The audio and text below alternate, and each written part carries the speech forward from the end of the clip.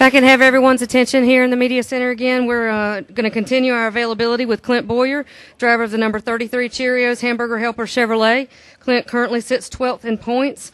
Talk a little bit about the season so far and being in Atlanta this weekend, heading into Richmond next. Well, it's definitely been an up and down season, but fun to be here in Atlanta. Looking forward to the race. Always a fun race, always a good race. I think it'll be a good crowd, and we're going to put on a good show for them.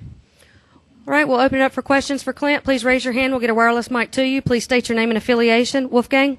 Wolfgang Monzer from Germany. Clint, I have a very special question. I heard an interesting rumor 2 days ago that you will maybe join the German DTM series for BMW when they're coming to America in 2 years. So can you give any comment on that? BMW is obviously interested in American driver. I have no clue what you're talking about. That was news to me. Obviously more the merrier in this sport, but as far as my involvement, you're the first one that's brought that to my attention. Additional questions for Clint? Please raise your hand. Again, we'll get a wireless mic to you. Flag us down. We can't see everybody from up here. Okay, we'll get back here with Steve. Steve Richards with PRN. Clint, we're talking to different drivers about Atlanta and how fast it is, and what if somebody said, "Oh man, it's everything. It's everything you could ask for in a bigger racetrack. It's racy. It's very fast, very challenging, and very slick." So I think the last part of that alludes to all the rest of it. Yeah. Next question from Ray. Clint, Ray Dunlap, Speed. You're running trucks tonight. I'm curious.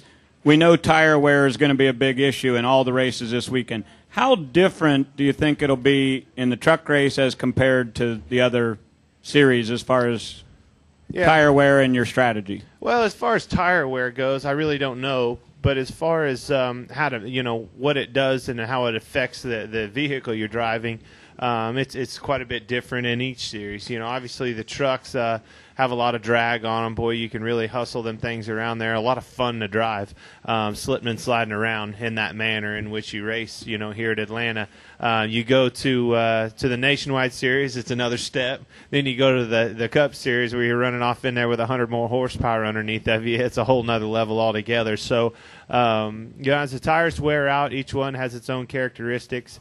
Am I going to learn, things tonight that I could put forth to Sunday night? Probably. To the extent of how much, probably not a tremendous amount, but I'll certainly, put it to good use. Okay, our next question will be from Mark. Then we'll come back up here to Mark. Mark Garrow, PRN. Clint, what do you think your best chance is now to get into the chase? Is it to get to 10th, or is it to win a race? Hail Mary. Drop back and go for it. I mean, it's just we're going to have to race hard. We're going to have to get things turned around. We're going to have another opportunity like we did last week, but this time we're going to have to capitalize on it. I mean, that was the most frustrating thing I've ever had in my life is we literally had an opportunity right there in front of us for the taking and couldn't take advantage of it. We were as bad as he was, if not worse. And that's so frustrating as a racer and a competitor to have that opportunity right there in front of you and not be able to capitalize is very, very frustrating. Mark Allman, NASCAR.com. Sort of as a follow-up to that, does the pressure increase with the fewer races as we get closer to Richmond? And then can you talk a little bit about the thing that the press conference that you had this morning with the pace car and in the breast cancer awareness, please? Yeah, I mean, obviously the pressure cooker is, heating up pretty big time. 2 races left to get ourselves in.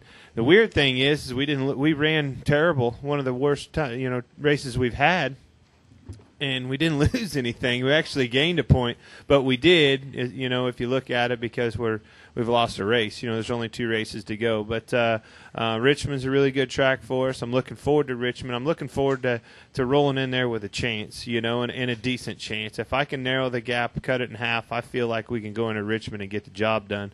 As far as the press conference this morning, or it wasn't really a press conference, just a fun, neat deal, around the American Cancer Society, breast cancer awareness. Just gave those ladies rides around the car. What a fun morning to wake up to, those ladies celebrating life. They've all survived breast cancer and all full of energy, full of excitement. Couldn't wait to get out on the racetrack. It was just a great morning to wake up to that excitement. So cool that they're doing the car and breast cancer pink. Everybody knows what that's all about, and those girls, those ladies were all having a lot of fun out there. Had one of them get pretty scared on me. I thought she said, slow down. I thought she was joking. I looked over and she wasn't joking, so we pulled in and took a pit stop. Our next question we'll take from Jeff in the back and then come back up to Dustin. Jeff Hood of RacingToday.com. Clint, didn't really run well at Bristol. Normally you're very competitive there. When you're coming, I guess, back to the team shop, coming off a run like that, do you kind of approach things differently and try to pinpoint what went wrong? And if so, what did go wrong with that car?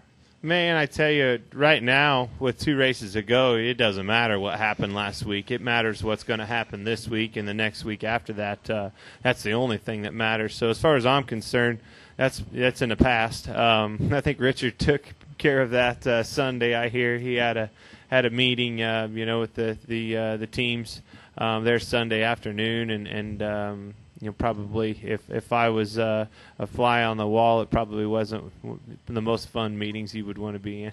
All right, next question we'll take from Dustin, then come over to Mike. Dustin Long, Landmark Newspapers. Just to clarify, you weren't at that Sunday meeting? No. Oh, you weren't? Okay. No. Last year you came into the chase, built some momentum, some strong finishes.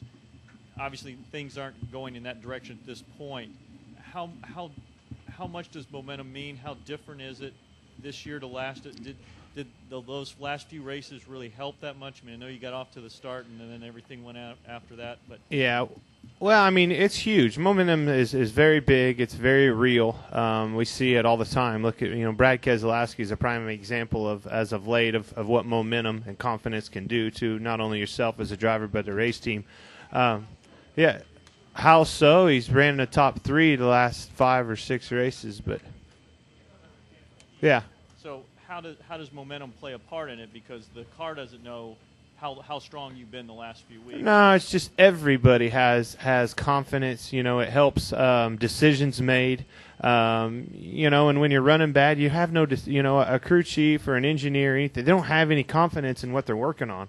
Because it hasn't been working for them. The path they've been going down, they're starting to second guess themselves, and then they don't have a direction, because they don't have the confidence and obviously the momentum of running well of that path they're going down. So they're struggling as much with it as anybody, and then as you get that. You start to get on a roll, you go down that path, and you can't do any wrong. It makes those decisions that much easier on everybody's part, and everything gets it clicking, and you get that momentum going. Okay, Go ahead with your question, Mike. You kind of led me into this question with Brad Keselowski. Everybody's noticed what he's done over the last 4 weeks. One thing that stands out, though, is during this 4 weeks, this stretch, he has not run any nationwide races. Some people believe that's allowed him to maybe focus more on the Cup car. I mean, you're a guy who runs double duty quite frequently. Is there anything to that? No, I don't think so. I mean, he would have ran Bristol last week if they had let him. It looked to me like I don't think he's not running nationwide races to focus on the Cup car. I think he's doing it because he's injured, and he's not wanting to push the envelope there. But hey, man, I mean, everybody's in this sport has seen what momentum, what confidence can do for you and your race team, and he's just riding the wave right now. Yeah. Final questions for Clint? Okay, we got one. Mike?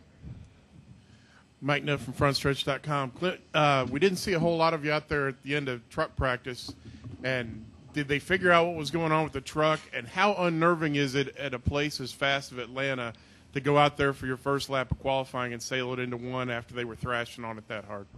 Nah, we weren't really thrashing on it. Spent most of the practice on the car cover on it. To be honest with you, is the schedule kind of sucks, for lack of a better word. It's 100 degrees outside right now, and it's going to cool off drastically. The grip level in this, wore-out asphalt is going to come back drastically. So, you're out there and you got good speed for 5, 6, 7, 8 laps, and then you start losing the nose a little bit, so you start freeing it up, chasing the track conditions as they keep, continually to get worse because of the temperature, and you just get behind. Then you just got to just say, hey, put the brakes on here.